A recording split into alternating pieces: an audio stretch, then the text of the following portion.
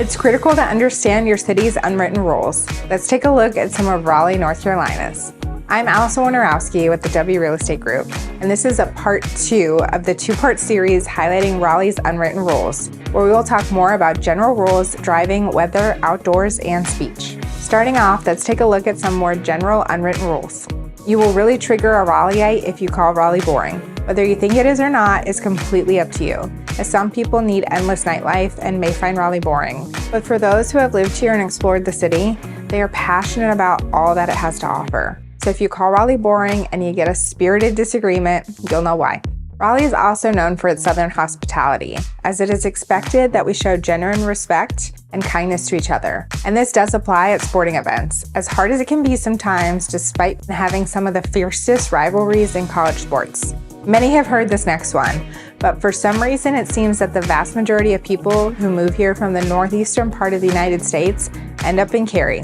Maybe it's Tafara's amazing New York-style pizza, but it's the reason Cary is nicknamed the containment area for relocated Yankees. This next unwritten rule will save you quite a bit of a headache. Crabtree Valley Mall is a great mall, but avoid it after Thanksgiving if possible. It gets so crowded.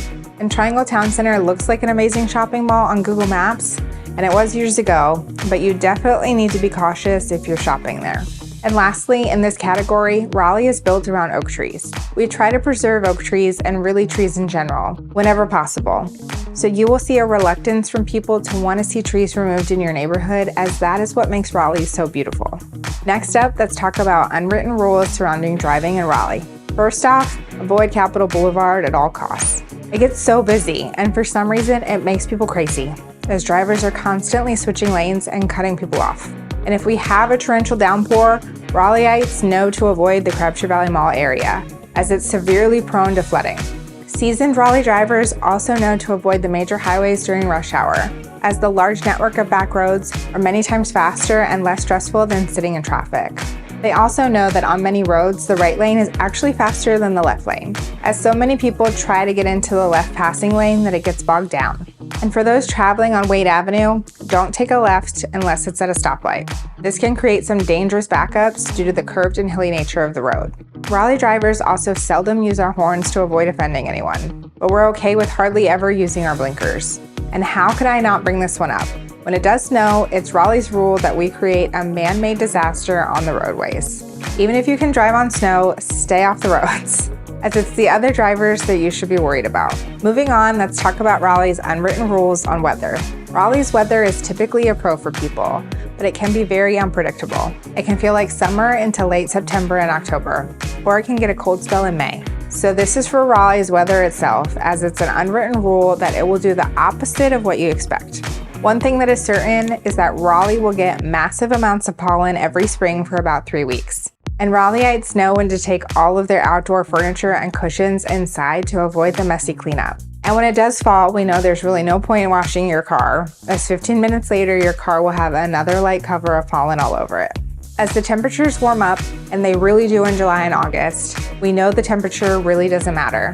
It's the humidity and the heat index we pay attention to, as it could be in the upper 80s, but it feels closer to 100 when you take the humidity into account.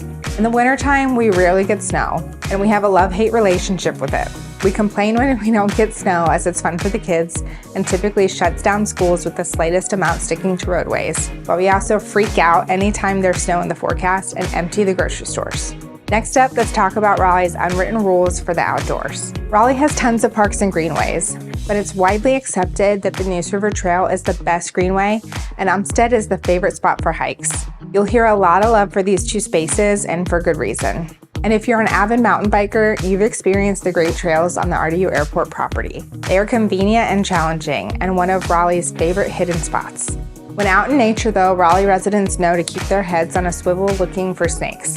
While it's still uncommon to see them on popular trails, as the snakes we have are not very aggressive, you may run across a black snake along the trails from time to time.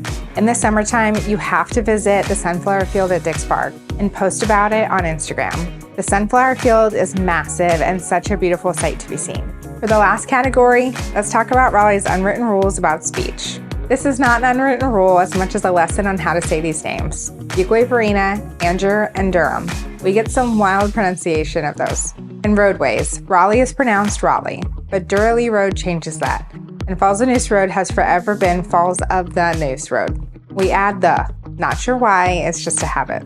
For general speech, yes, we do say y'all for convenience over you all, and you will hear some use yonder for saying something that is way over there, or fix in for something indicating they are about to do something.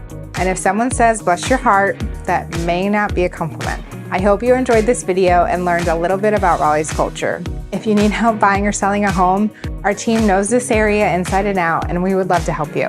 I'm Allison Warnerowski, and thank you for watching. We'll see you in our next video.